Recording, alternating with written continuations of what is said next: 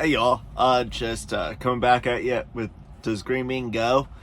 Talking about COTA pre-race. Just got done watching qualifying and practice on Amazon Prime. Awesome, because I got to watch it, didn't have to listen to it, so that was awesome. But yesterday, real quick, I know the nationwide race is going on now, and this is just some nationwide info, but a lot of the drivers were complaining about side grip. I'm very curious on if that's going to be the same theme today. I'm going to be tuning in on PRN because I don't know how to get the CW channel. If you guys do know, let me know. I downloaded the app. The app just it crashes, so I don't know what to really do about that. But let's talk about practice and qualifying. Just some of the ones that really stuck out to me was, of course, Shane Van Gisberg was fast. I believe the new kid on the block, what's his name? Connor Zillage. He was 17th quickest. I think he'll probably get a top 10. I know a lot of folks were saying Wayne. I don't know. I'm not seeing the speed there, but man, they brought a bunch of fast cars, so you never really know. It's a road course race. It's going to be awesome. It's going to be exciting. I think with them shortening up the track too, so the fans get to see the car pass by even more. That's going to be exciting. More laps. Love that. And I'm just excited. Turn 5 and 6 going kind of through the loops there. That looked treacherous. Man, whatever Brad Keselowski, I think it was in qualifying or something in practice, he went way off the track and hit some damn big old bumps. That hurt. These guys are gonna definitely need a back massage, heaters on their bats, maybe a cold bath or something after this race, because I think they're gonna get beat up in this race, how low the cars are sitting and whatnot. Just it's gonna put some wear and tear on their bodies for sure. I did like what I saw out of the 45 and the 23 in that group, with Tyler Reddick helping out his two teammates, kind of being the rabbit so they would chase him, so to speak. That's what Kevin Harvick and Clint Boyer were chit-chatting about. Great idea, honestly. If you have a guy like Tyler Reddick who's good at road courses, and you got drivers that they're good, but they're just not quite sure. Road courses are a pain. I'm not very good at them. I've never raced on one other than those really fast go-karts, like the 65 mile per hour go-karts in Ocala, but they closed that place down. Loved them, but honestly, I really love the fact that you drove those damn go-karts with your ass. YouTube's probably gonna get mad about that word, but you drove the damn thing with the rear end of the car. It would just jump out, and you just drove it. You stayed in it, because if you lift, it bogs the motor down, and then it loses everything. And then the motors, at least the way it felt like to me, is, sorry, I'm going on a whole tantrum about go-kart racing. It winds up once it hits a certain RPM, it just takes off. Fun as can be. Saw the go-karts out there, so I don't want to go fast.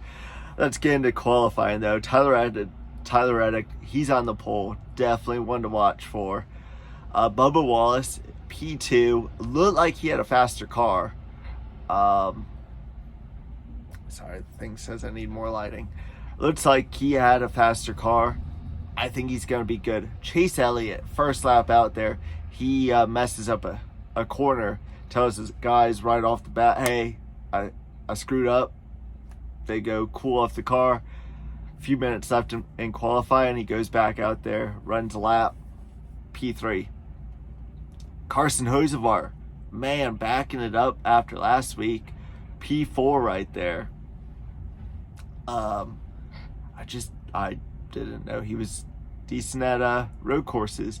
And then Daniel Suarez, after that just bad luck there at Atlanta, after winning there in Atlanta last year, just some bad luck there again, and P5 though, so hopefully he can keep it clean.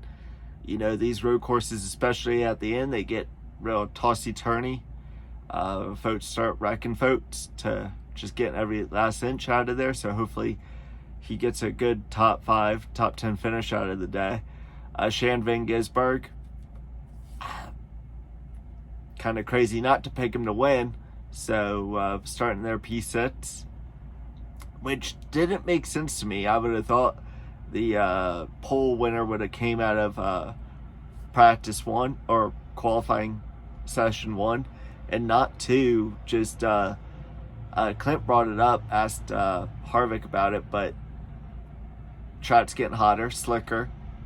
Everybody's complaining about how loose their car is. No one's car handled well, and you normally don't go faster if well, looser is faster, but I thought, you know, a little bit of a cooler track, that's where the pole winner would have came out of.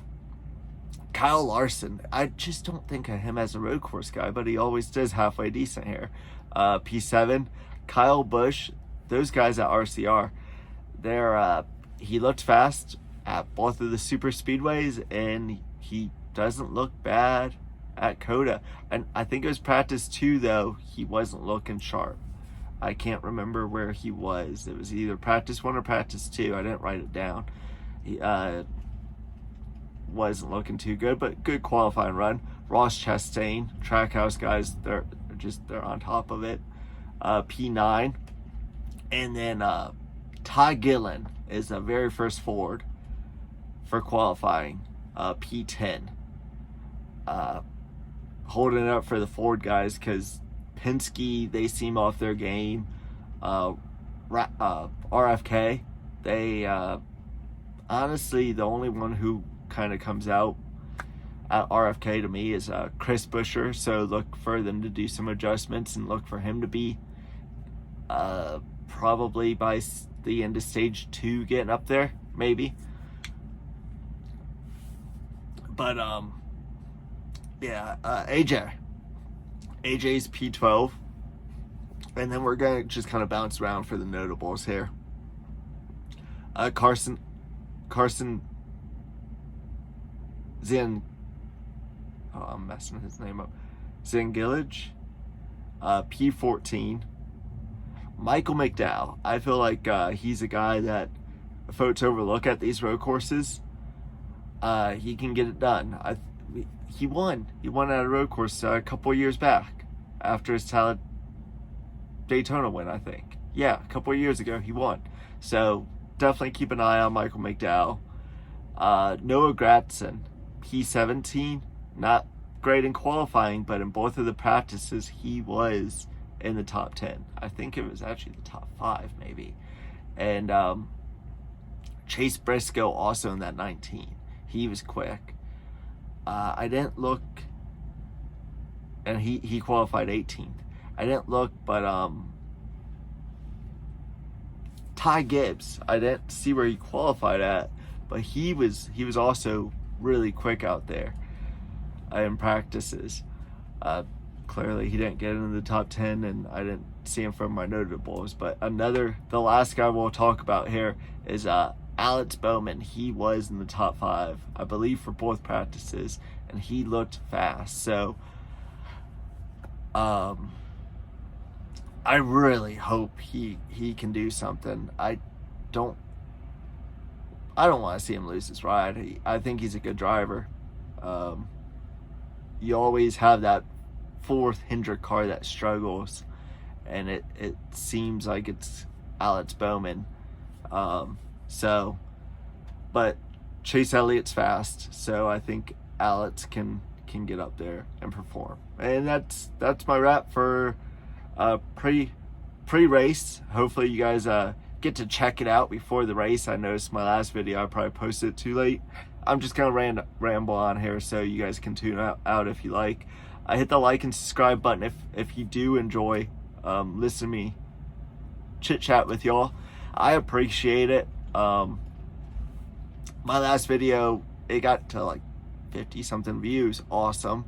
And but I posted it like 30 minutes before the race started, so I wanted to do a little bit of a better job. And I'm on a 34, so tomorrow I'm going to be listening to the race while I drive from Georgia to where am I? I'm driving to Virginia. I'll be west of Washington DC. So yep, gonna be on the road all day doing a 34 today. I figured I'll make a video. I'm gonna tune into the nationwide race and probably make a post maybe for that, depending upon how I'm feeling and whatnot.